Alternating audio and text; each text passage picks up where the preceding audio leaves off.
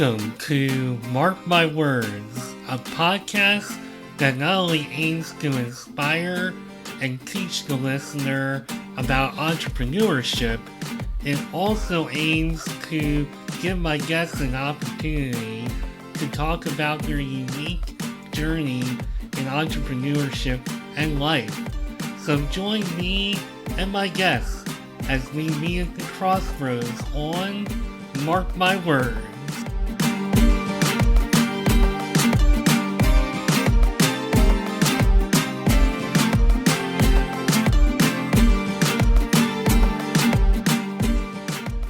Today on Mark My Words, I have a guest who I feel a very close kinship to.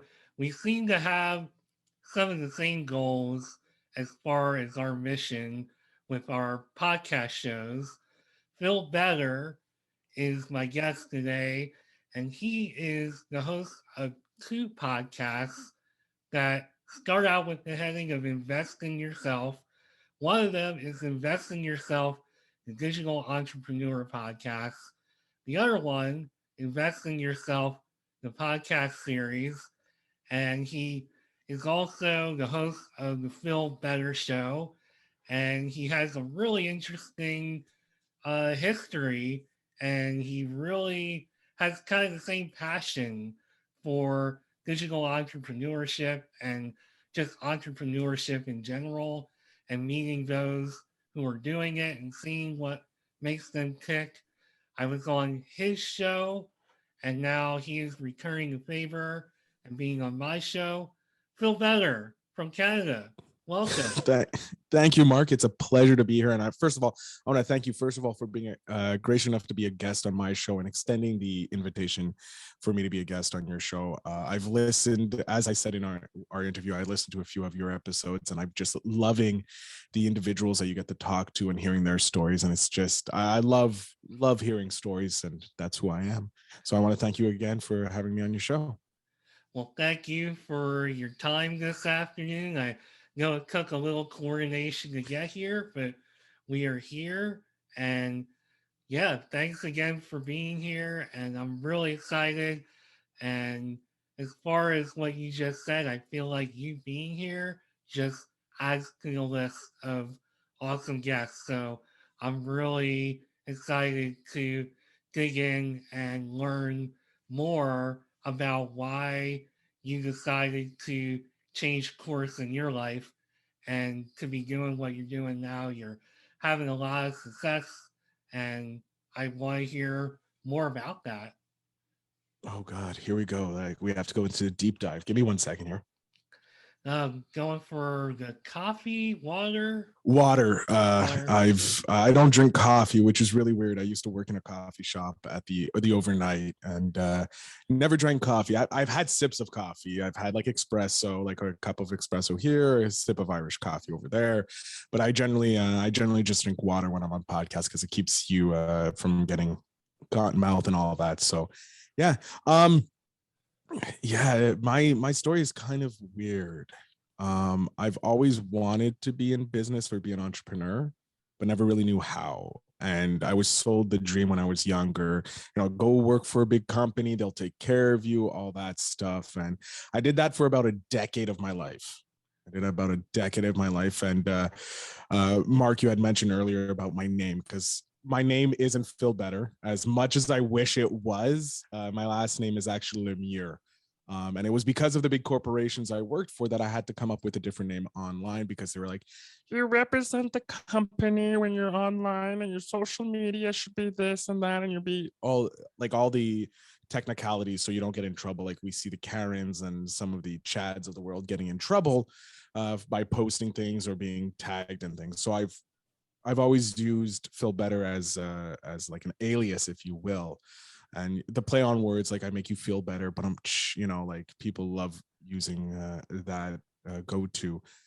So because of that, I used Phil Better online, separate the employee of major corporations from the online persona, the podcaster, and the digital marketer / entrepreneur that I was trying to be. So that's how it is. My actual name is Phil Lemire. I'm French Canadian. So I use that, but online and all that, I go by Phil Better because it's just one, it's easier because unfortunately, like having a French last name, it's hard for people to pronounce it. And I love my last name and the heritage that it comes with. And when I hear, unfortunately, like some people can't pronounce it or mispronounce it, and it kind of hurts because your name is something very special to you, you know, like it's your identity, it's your first identity that you have. So being called Phil Better is just simpler, easier for people because it's universal. Everyone knows English. Better isn't a very English name, so it's fine. And my last name kind of translates into that. It means the best. Le mieux is the best. So I just translate to the better and I just go by Phil Better. So that's my name. But I used to work, like I got sold that dream to work for corporations and that. And I did it for a decade and it was hell. It was just hell. Well, couple thoughts. Firstly, I am impressed that your boss was Kermit the Frog based on the voice he did. Thank you. Secondly, I don't drink coffee either unless it's like the chocolatey goodness you get at Dunkin' As much as Donuts. if there's super, yeah, the more sugar in it, the less coffee I can taste, the better it is. I fully agree with you there. Yeah, I can't drink like regular coffee at all. And after hearing the actual pronunciation of your name, and I do relate because so many people in my past always spelled my name Mark, which was infuriating, so Mhm. frustrating. And as you get older, depends on my mood. If I'm in my normal mood, I may just be like, ah, here we go again. If I'm not in a good mood, then I'm like, damn it, get my name right. Yeah. But after hearing your pronunciation of your name, I'm just like, okay, I'm gonna go with Phil Better. I think I can say your name, Lemure. You're there. You're close enough. You're close enough. You're not, I don't feel it pain when you say it. You're close enough. Excellent. So I do understand. You know, it's funny. I've worked for some very big corporations, and I do know at least at one of them there was a meeting all around just not good. I don't know if anybody did anything. If somebody did do something, they didn't tell us. But this meeting revolved around, hey, if you're going to talk about our company, you need to go to HR. They need to write off on it. So while I use my real name and whatever, I don't actually name names. I think once or twice somebody, if you dig hard enough through all my episodes, you'll find that somebody slipped and said the name of a company I've worked for. I'm like, oh no, don't do that.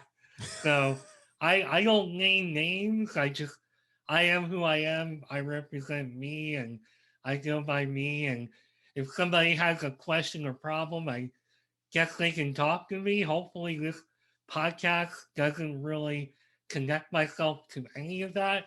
And if so, then I don't know. Maybe I have a problem, but As long as you steer away from the really political and detrimental negativity that's in the society, most companies are okay with it.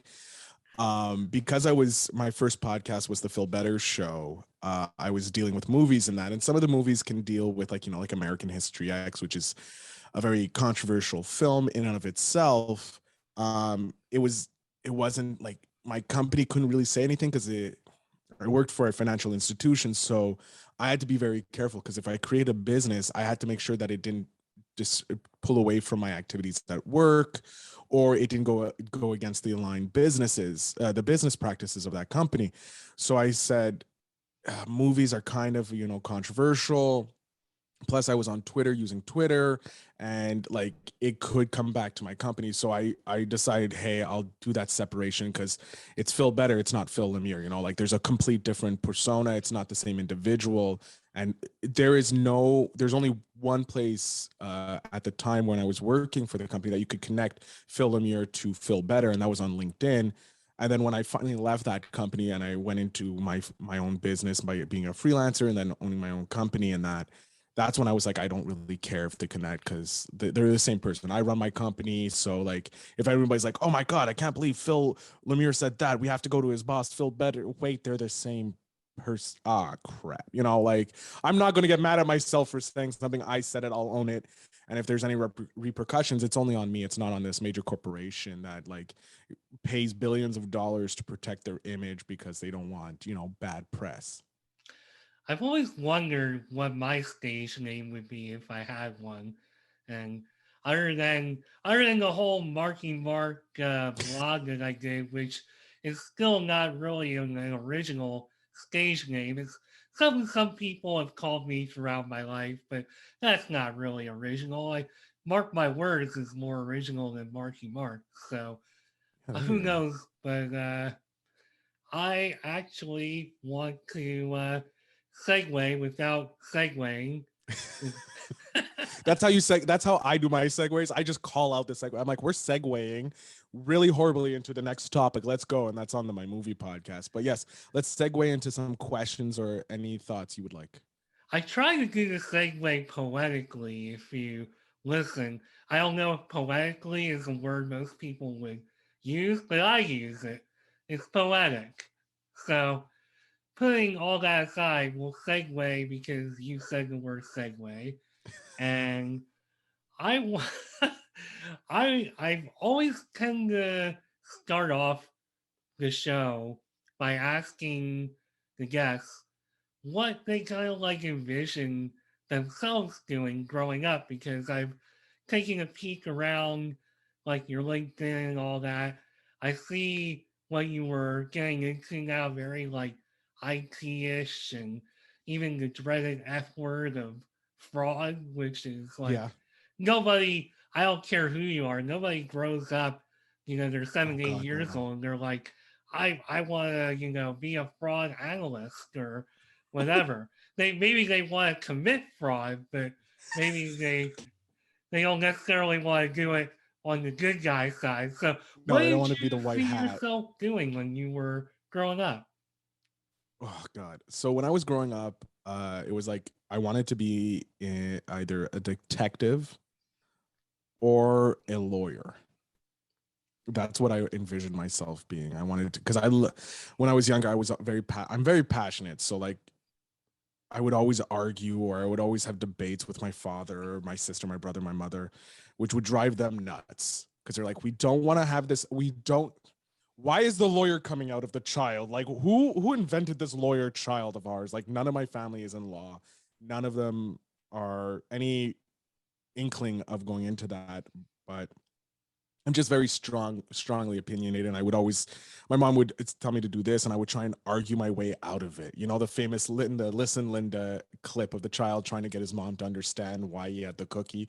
That was me in a nutshell when I was a child. I wouldn't say my mother's name because I was petrified of being whooped, because I'm a child of the 80s and whooping was a thing back in the 80s. But like I would try and argue or try and debate my way out of doing things. So like my parents were like, maybe he'll be a lawyer. And so like law was kind of in that future. And as I've grown up, I realized like, no, the schooling was not for me. It's way too much school. I fell out of love with school after graduating high school. In Quebec, where I'm from, we have something called CEGEP, which is like a 2 to 3 year program. Because we graduated, I think we graduated, yeah, grade 11 is our last high school grade, and then we go into CEGEP, which is kind of like grade 12 and 13, because the rest of Canada kind of has that, and then we go into university in that. So when I was in CEGEP, I started doing courses, and I was like, I don't really like this. Like, this is school is like it's taking time away from me, like enjoying life. And it was like it was a routine. It was not fun. And then I went into university and never finished university, which kind of like I'm pissed at myself, but at the same time I'm okay with, because it showed me that like it's kind of useless depending on what you're going into. Like, I'm looking back now and I'm going, yeah, school, when I was going to school, like we were in that technical age, like we're going from analog to more digital. So it was like old school thoughts, and I'm like, this is not where the world's going. This is not what I want to do. So I went into the working world, and been working, like I said, over a decade in different financial institutions and different companies that deal with tech. And yeah, I wanted to be a lawyer. All that to say is I wanted to be a lawyer when I was younger, and now I want to be an astronaut. At 36, I Fantastic. want to be an astronaut. Dream big. Yeah. Yeah. I want to go to Well, Mars. I want to see the planets. Like, I want to explore the world.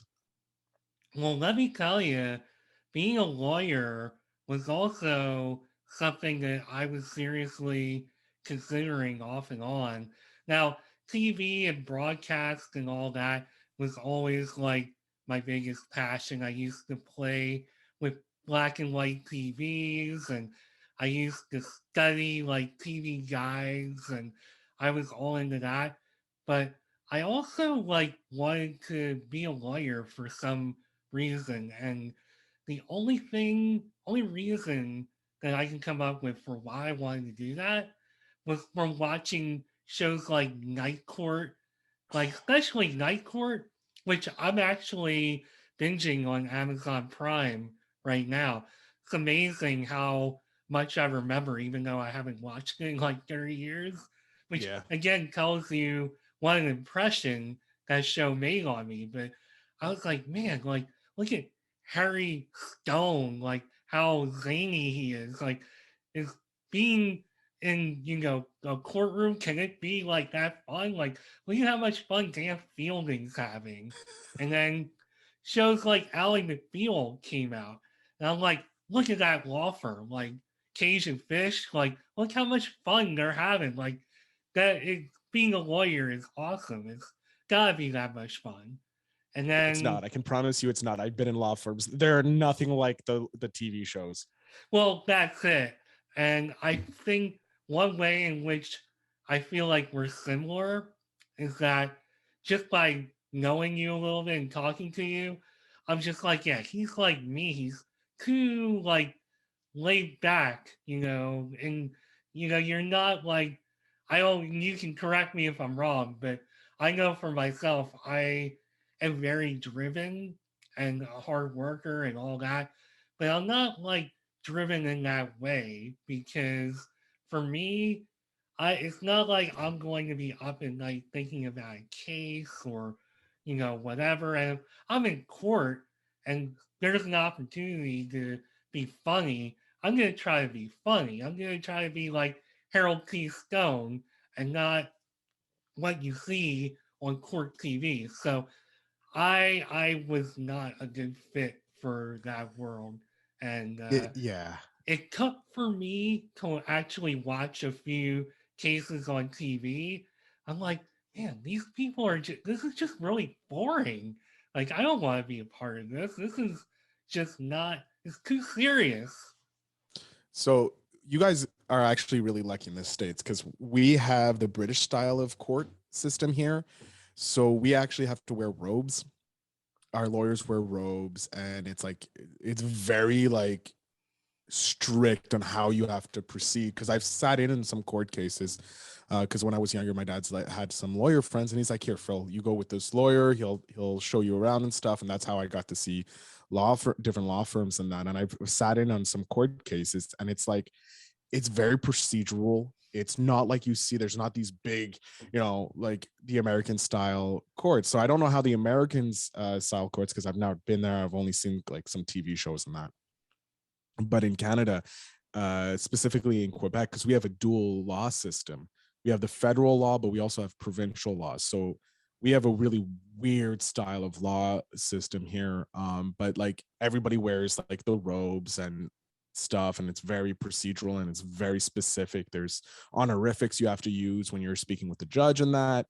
So it's like, yeah, that's a lot of rules because I just wanted to debate. Like I was like, I want to debate people. I want to just like, I know this and you don't, blah, blah, blah, blah, blah. Be that, that like Harry or like Harry Stone, but like just be like this impressive lawyer that just wins. And I just realized like, no, that's a lot more work. There's a lot of work going into it. And I don't know if I'm driven enough to be like, oh, maybe I'll get a chance at a case and be a paralegal for 19 years before you get the breakout into the big stuff. So I didn't end up doing that. I went into the financial world, worked at banks and different types of banks and different levels of the banks, like you alluded to earlier in the fraud analytics or fraud analyst. I went from what's called a inbound agent, where I would just be taking calls. I worked in a call center, taking calls from clients saying, "Hey, I got a call," or "There's fraud on my credit card." Like I was specifically on the credit card side.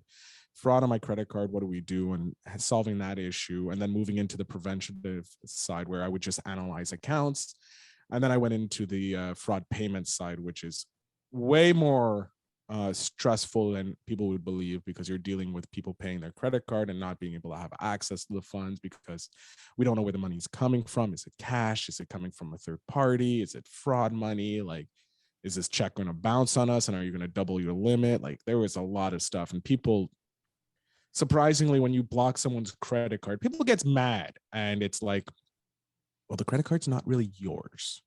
Credit card belongs to the financial institution, and they can do whatever they want. But people don't realize that, like, there's, if you read that terms and conditions, there's a lot of stuff in there that you're like, wow. And you have like literally no power when it comes to your credit card. It's like a privilege, and people forget that it's a privilege, and it's not like a given right. And so that caused a lot of stress in my life. I think I got here because of that. And then I went to a different department outside of the fraud, and I was like, this is it. This is the last department I'll be in, because I'm going to start my own business. Started my own business and left. But it's life is weird. That's all I have to say. Life is weird. Yeah, hey, I was just on a call earlier today with somebody that I met on LinkedIn, and I told them a few times, you just never know what, what the universe is going to bring your way. And Yeah. I'm a big believer in, while you do have control over your life and your destiny and your actions, there are things that just kind of happen that you just can't always explain. And I don't want to turn this into like a metaphysical conversation the rest of the way, which I could if I wanted, I guess, but It is your I, show. it is my show, true. But I guess it would behoove me to stay on track here. But I totally agree with you on that. And really, it sounds to me like you hit a bit of a crossroads as you were navigating this world. You decided college wasn't really for you. You got into this world, and what happened? Like, what kind of clicked where you said, you know what? I think I want to go into business for myself. I want to start a podcast. What was going through your mind? So I've been podcasting, and it's funny, I was thinking about this. I usually say about 6 years, but it's technically longer than that. It's probably close to a decade now, but seriously podcasting the last 6 years. I started my first show, the Phil Better Show, movie review show. And the idea was I was going to be the guy in movies, right? Like everybody would want to talk to me, da da da. That fizzled out after like 4 episodes because I was hard finding guests. I wanted to talk to people about their passion of movies and all that, and I didn't have the network for it. So I ended up getting one of my buddies to be my co-host. We just reviewed movies, either brand new releases or like movies from our childhood on that. And that went all the way into 2020. But in 2019, I had the best and worst year of my life. A relationship of 7 years ended, which completely devastated me because I was like, this is the person I was supposed to marry. Like this is my end all be all. And it ended up, like, looking back, it was a very toxic relationship for both of us, but it taught me a lot. But also I got to visit Ireland. I got to visit England, got to meet some podcasters when I was in both countries, and I had an amazing time. So, like, first time I ever left continental North America was in 2019. I went to Cuba as well. But it was like England and Ireland that really changed me. And I was like, I want to see more of the world. So I was like, you know what? After the relationship, I threw myself into the work. The company I was working for was giving it my all, because it's like, if I have nothing outside of work, I only have work and work, work, work, and just threw myself in trying to do that. And at the beginning of 2020, I ended up being having a burnout just before the pandemic started. So in February 1st, I went on a burnout for my work, for my mental health, and that. And I ended up going to therapy and doing therapy pretty much weekly during my burnout, and continued it pretty much all of 2020. But in March of 2020, the world decided, hey, we're going to lock down and like cut off traveling, because we know of what happened in 2020, the year the world changed pretty much. And I started working from home and finding that I had a lot more free time. Like after March ended, I went back to the office because they needed to get me some equipment, but that only lasted like a few weeks. Got the equipment, started working from home, and I realized I had a lot more free time to devote to figuring out how to make money on the side. And so I was like, okay, I'll try different things. So I tried, drop shipping. I tried, affiliate marketing. I tried a whole bunch of things. I never really gave it time. And I had placed my podcast on hold because I was dealing with my mental health. And I was like, I don't think I can handle too many things. So I was working, I was learning all these things from people who have done it beforehand. I was trying to figure out how I could do it. And then finally, around October, I was like, you know what? I have a skill, and my skill is podcasting. I love talking. I know how to launch a podcast and all that.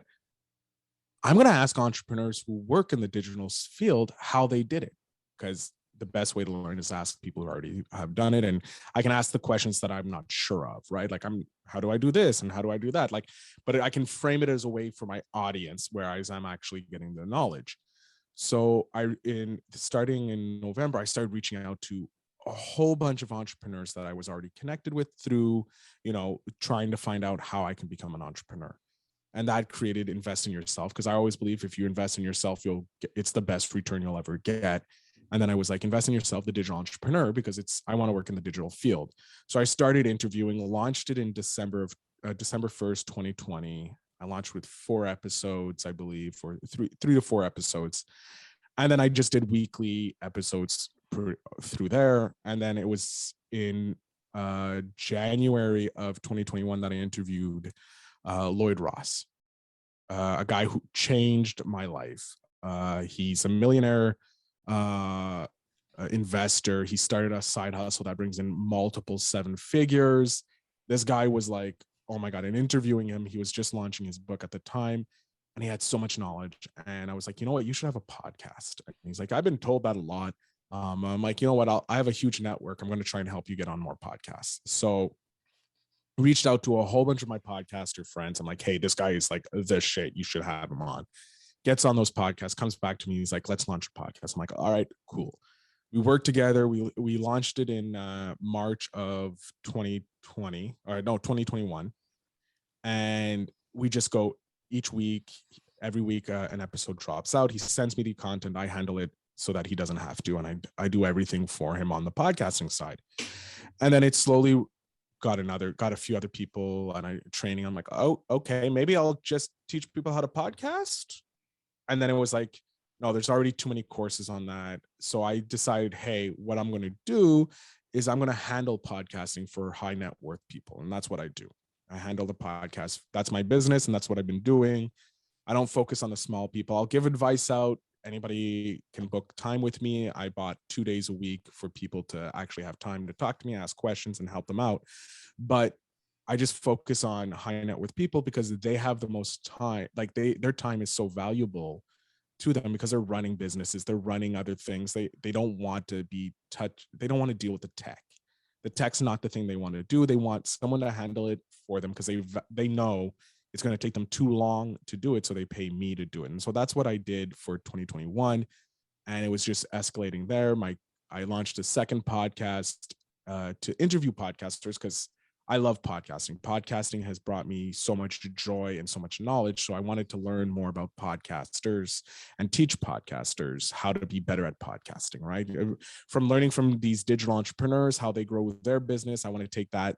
I've always been good at looking at something else and going, okay, how can I use this for my benefit? And then it's like, oh, I can use this to teach other people, like how to grow an email list, why an email list is so important for a podcaster, how to grow your Instagram, how to grow your TikTok, all these things.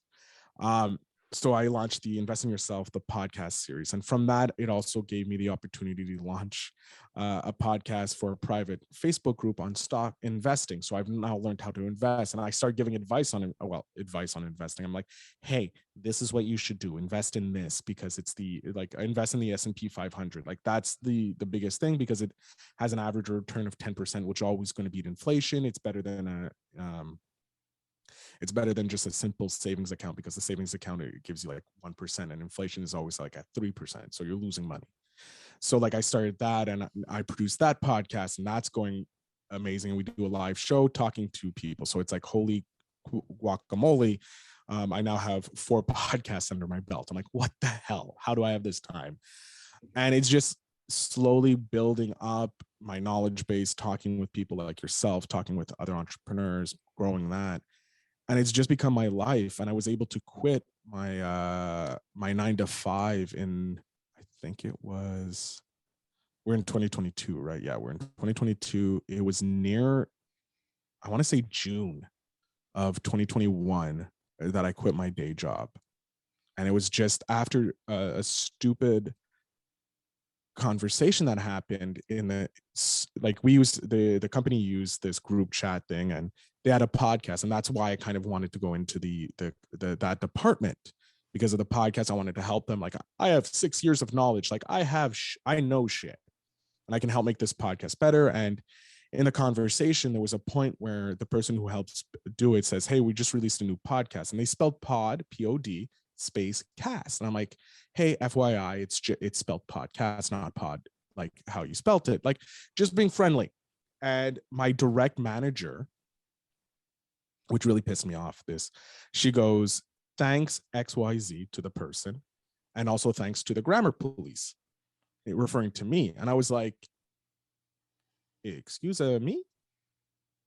Like, you're my direct manager. You don't do that. Like, that's how you manage? I don't think so." And this was on a Wednesday.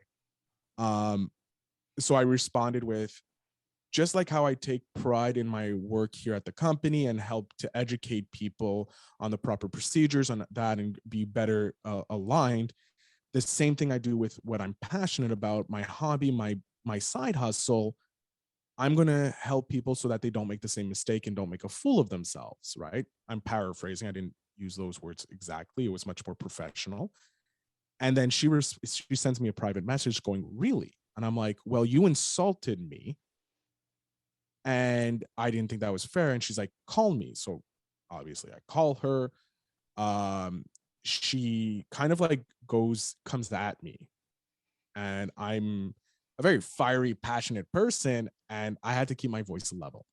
And I'm like, I was just listening, I was agreeing with her, and like she had valid points, but at the same time, like, you're a manager, you don't knock down your employees like that. Whether it's a joke or not, you don't do that. And at the end, she goes, "Do you understand?" I go, "Yes." Like very dead monotone. Unfortunately, I can't get it because I'm not in that groove of anger.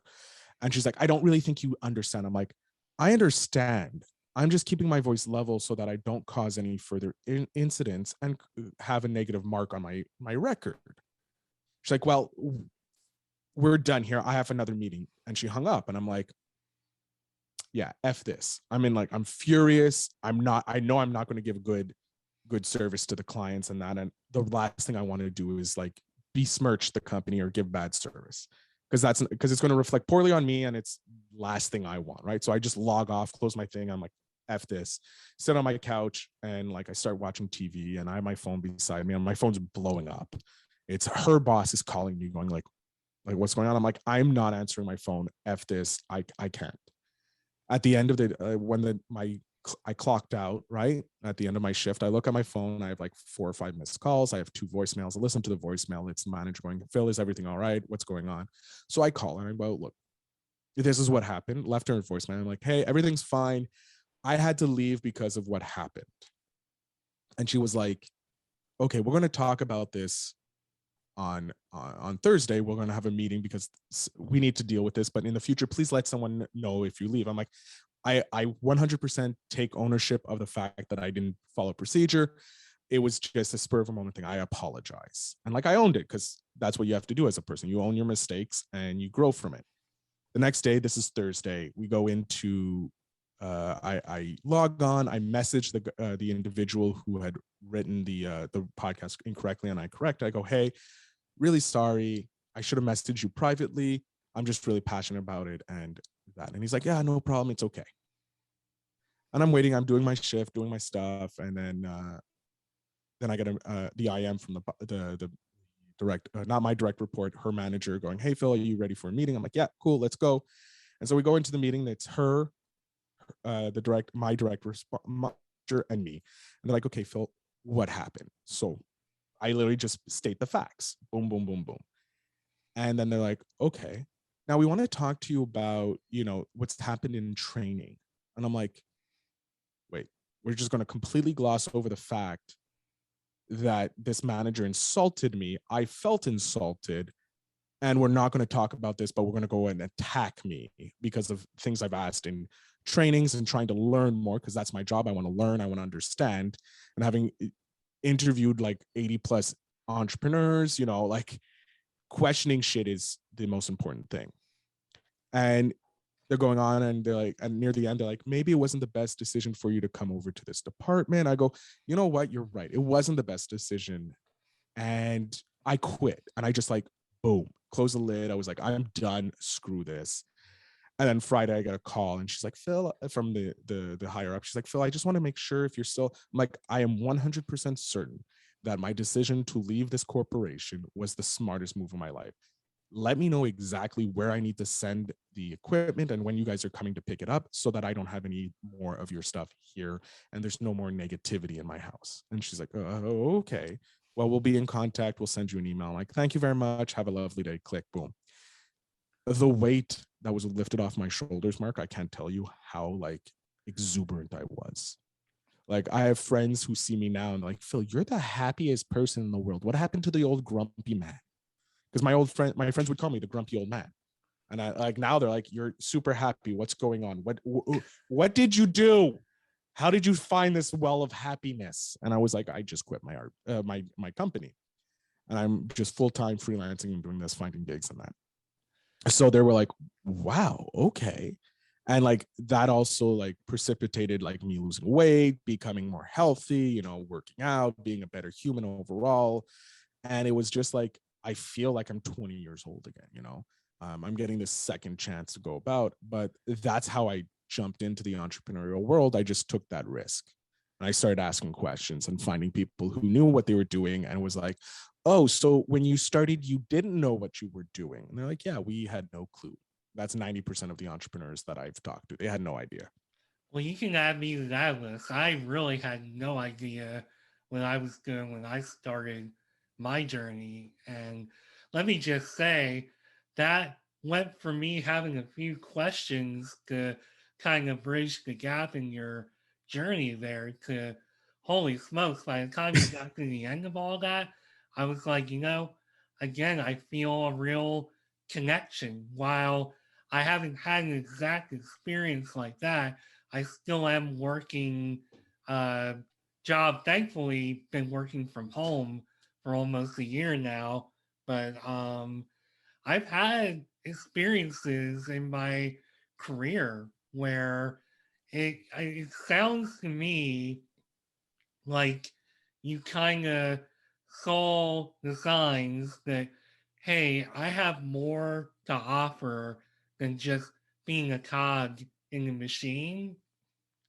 And I feel like that when you talk about that last experience, maybe think of a job that I've had over the past like 6 years where it was an extremely toxic environment, and they implemented a process at one point where they just weren't really getting around to sitting down with me and showing me. I had a manager come into my room, and we kind of went over it, but then they just left and went home for the day. Like, this was the kind of place where it was all almost like Mad Men, where you could see a bottle of whiskey or something on somebody's desk, and there was like this lounge right outside the room I worked in, and a bunch of the managers would just sit out there and drink. Like I would come in at like 4 o'clock in the afternoon. I worked like 4 to midnight at this job, and they were at the end of their day, and they would just sit there and drink. It was just a very weird, toxic environment. But I got in trouble for doing something that I didn't actually do wrong. I saw something was off with something I was doing, and I just followed the process. And somewhere along the line, there was something that, they thought I didn't do right. And I'm trying, because it's, as we talked about earlier, the sensitive nature of companies and whatever, I'm trying to describe the situation without describing too much detail here. Yeah. But ultimately, it led to me just kind of leaving at the end of the year and taking on a new contract like a few months later. And I can relate to not only the weight coming off of your shoulders, but the lessons that you learn.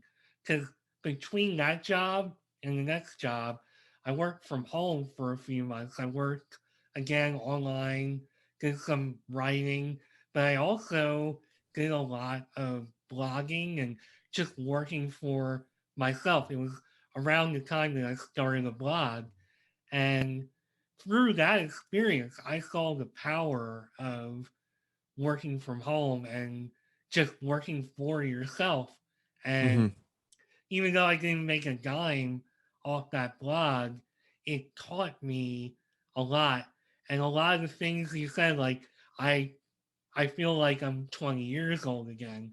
I mean, even this year with me working from home, I'm not working in an office. I'm not working currently for a big corporation.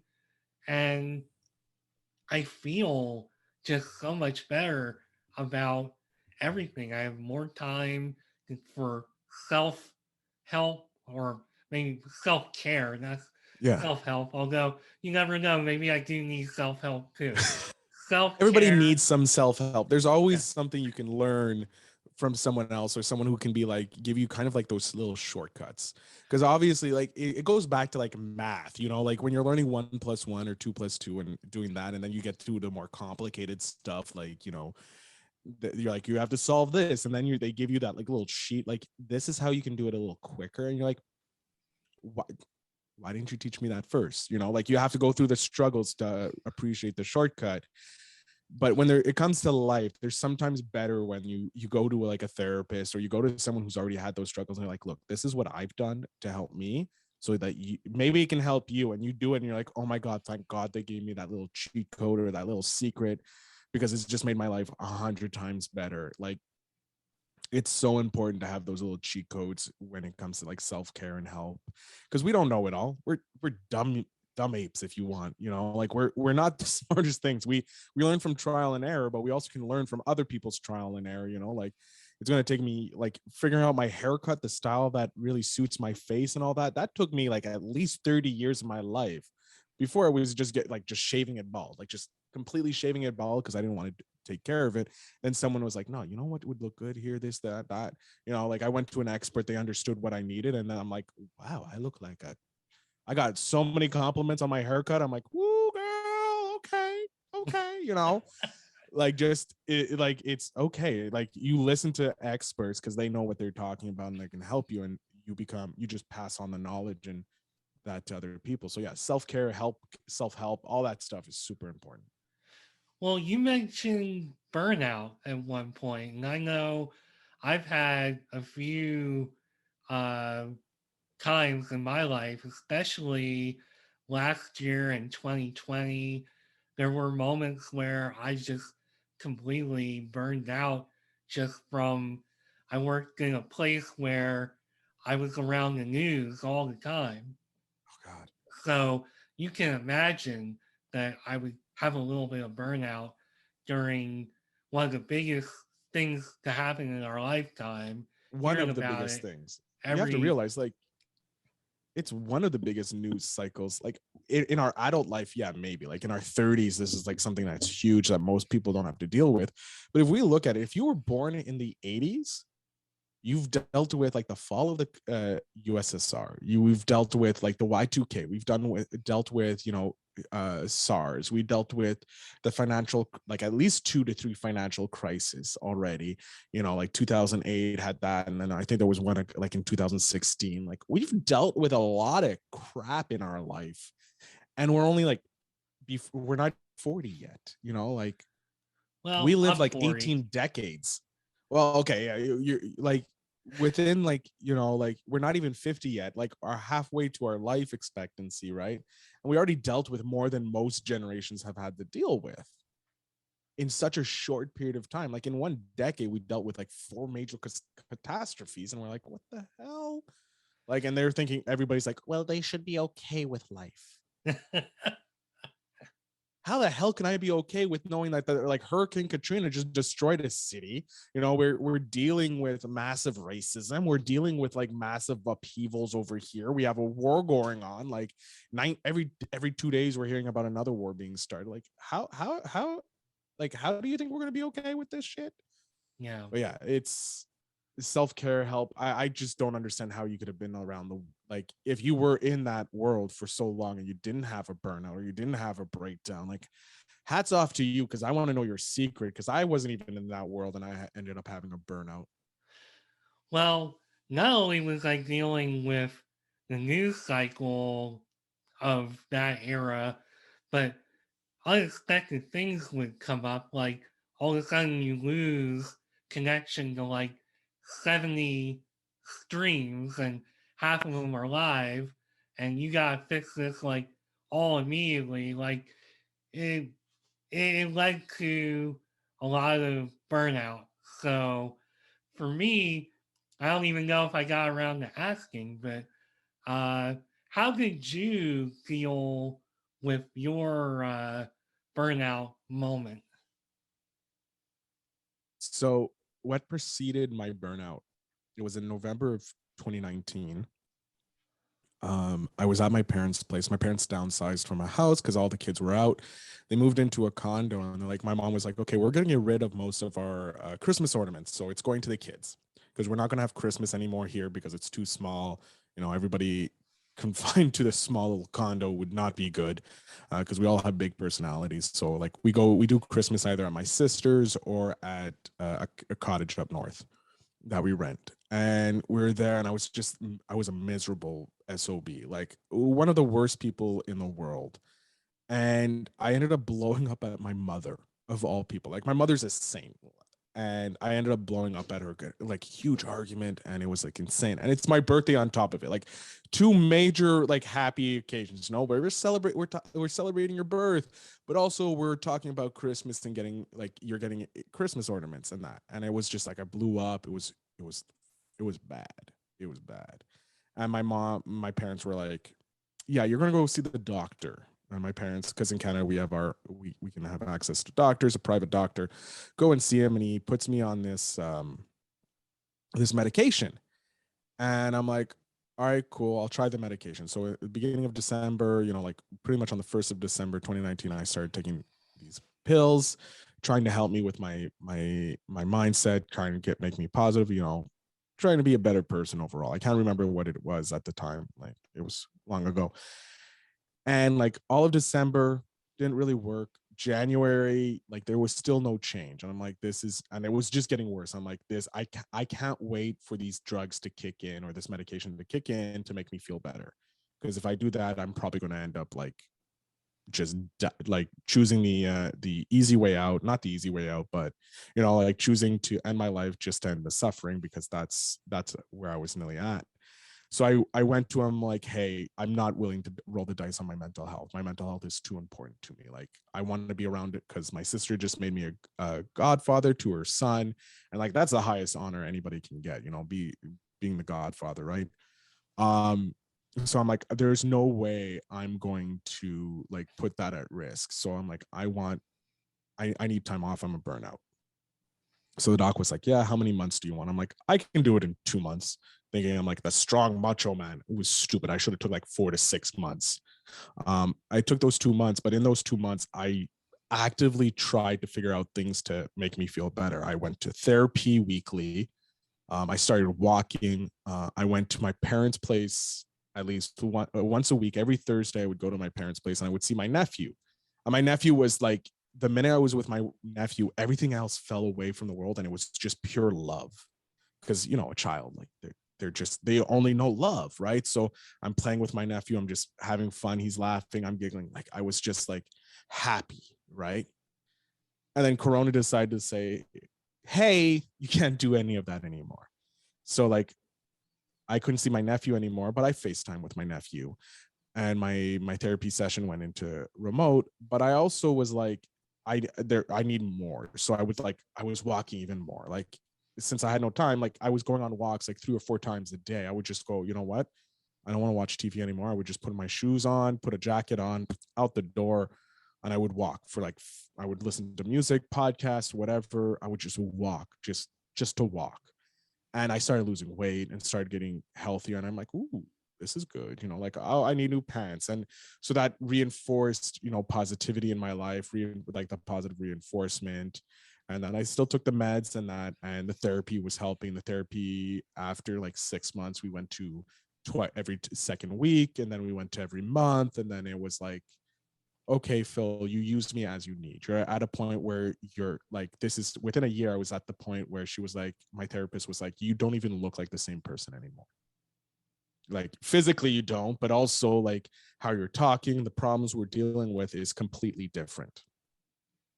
And I've been very open with it, and like that's something I talk to everybody about. Like they're like, what's happening? I'm like, burnout.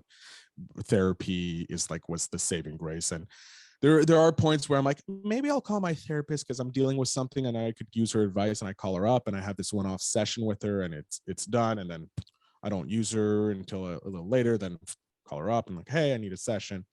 So I'm still in contact. I still go to therapy on and off, just not religiously like I used to.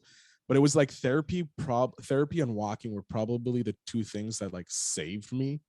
And of course, having the pure love that is my nephew, who, geez, he's amazing. I love my nephew.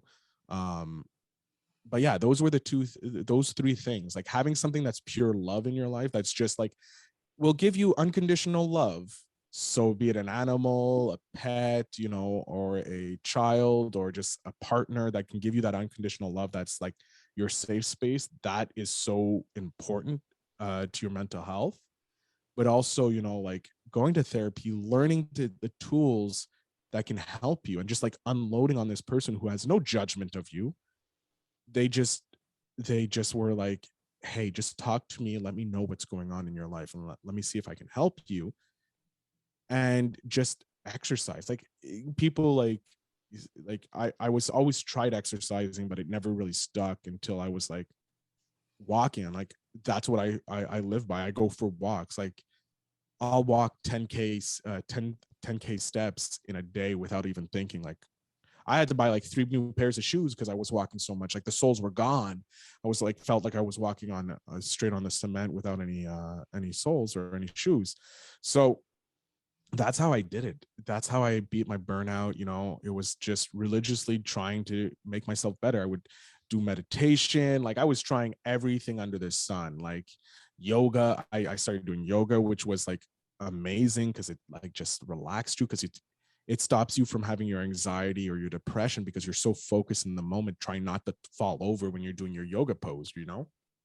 So it's just you just try as many things as you possibly can. Just try and try. And when you get one that sticks and that you actually feel like, oh, this made me feel good, friggin' double down, triple down on it, just go to town on it and make sure you just continue to do it. And it starts changing your mind pattern. It starts taking you out of the dark places. And if you are having that dark thought, jump into what makes you happy. Just like if you can't do it immediately, the minute you can, get out, do your happy thing. If it's doing a dance, if it's doing a 45-minute workout, if it's just calling your significant other and just being like, I just need to hear you tell me that I'm amazing, or like whatever it is. that is what you need. Like just having one thing that can make you happy, and the more things that make you happy that you can do that can help boost your serotonin, boost the dopamine, boost those things so that you're not in the funk, you're not feeling like the world is closing in on you, the burnout is coming back. That will save you every single time. I mean, I couldn't agree with you more on a lot of the points that you made. Therapy, I know I've done therapy twice now in my life, including kind of during the middle of the pandemic and into 2021. I mean, it did a lot for me at that point when I was feeling pretty burned out. I think just, I know not only was work contributing, but also just trying to keep this podcast going at that point. I kind of just put that off to the side, didn't touch it for a few months, and just really had to talk talk some things out and work my way out of it. But also, you mentioned physical activity. It's funny.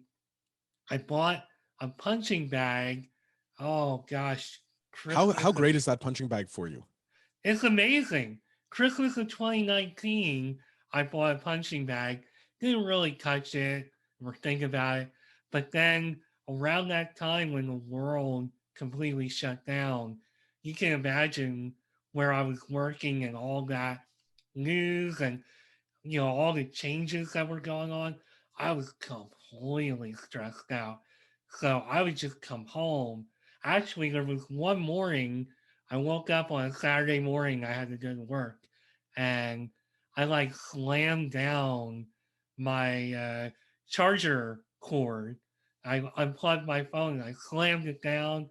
And I was just like crap, and just angry. I was angry. I had to go to work because I did not want to deal with life. Mhm. But the thing that made me feel better at like 4 in the morning was going to the punching bag and I just punched the crap out of it. And then 10 minutes later, I got in my car and went to work.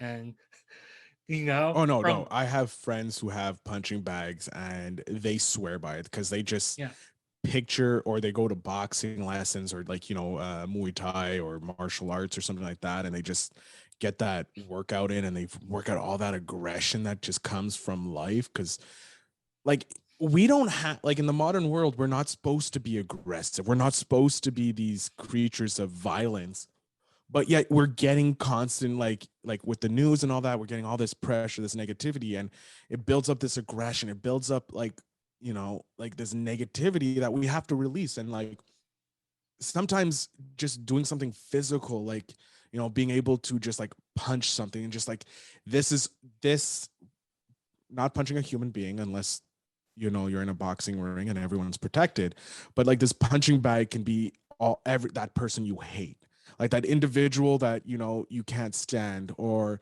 the problem that you can't stand. You're just going to town on it, hitting it with your fist, and afterwards you let out this guttural roar, like, just like, oh, and then you stop and you're like, wow, I feel better.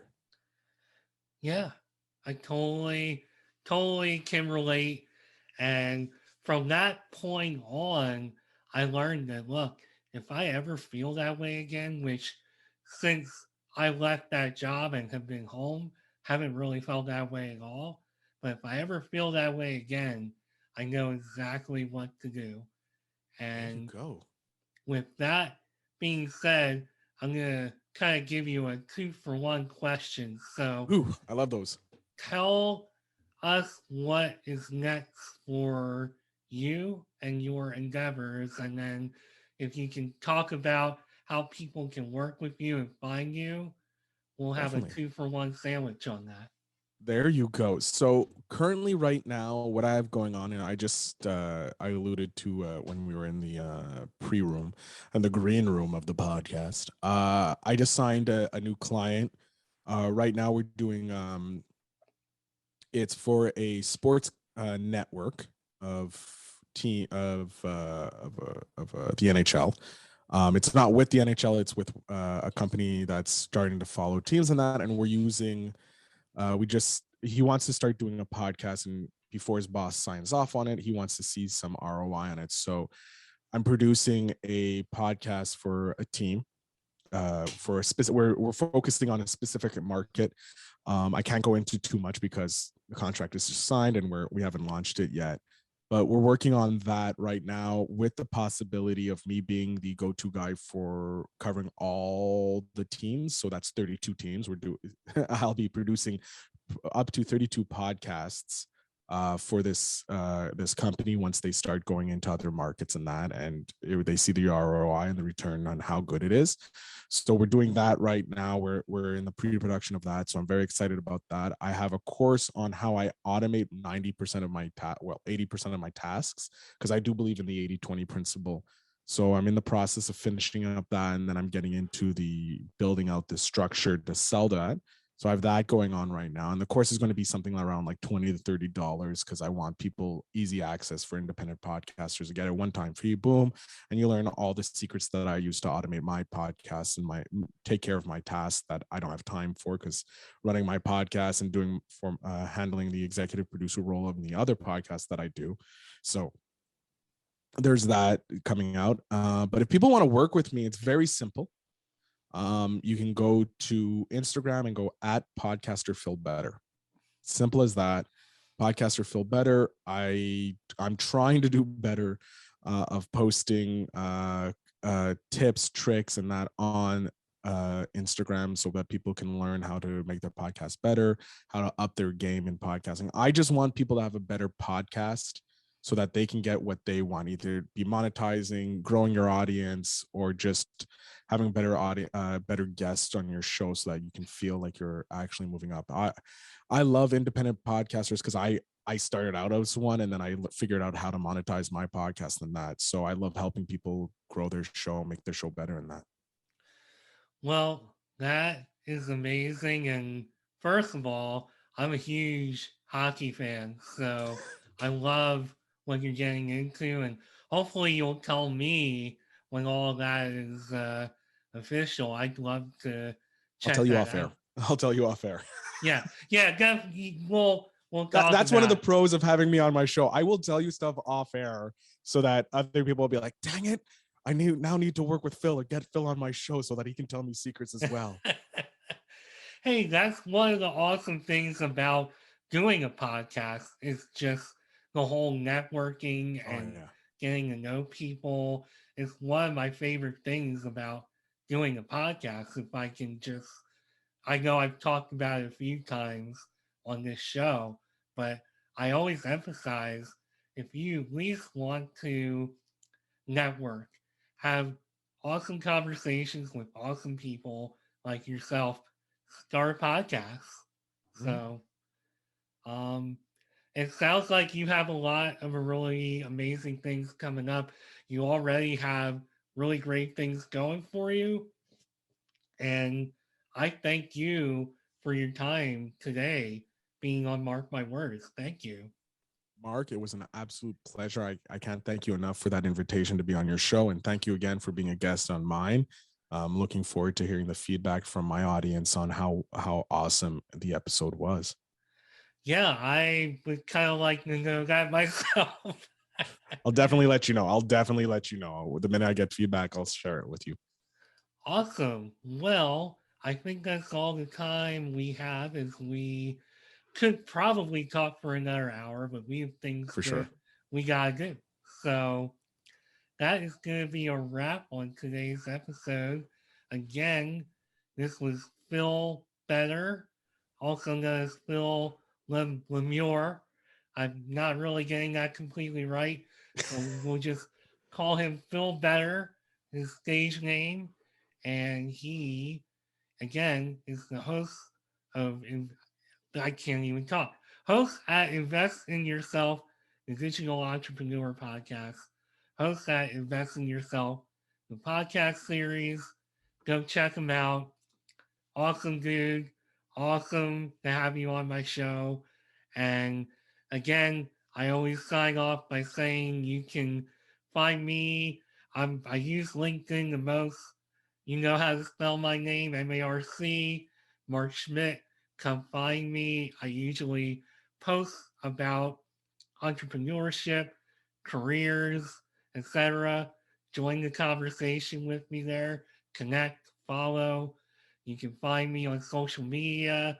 I'm on Instagram at MarkMyWords6. You can find my personal one at Nimrod79 because Green Day is one of my favorite bands. 79 is when I was born. You can find me on Twitter at the same handle and come find me. Let's talk podcast, entrepreneurship, rock and roll, Pittsburgh Penguins, my favorite team, whatever you want to talk about. But that's it for Mark My Words. Thanks again, Phil. And I'll be back soon with a new episode. Thanks and bye for now.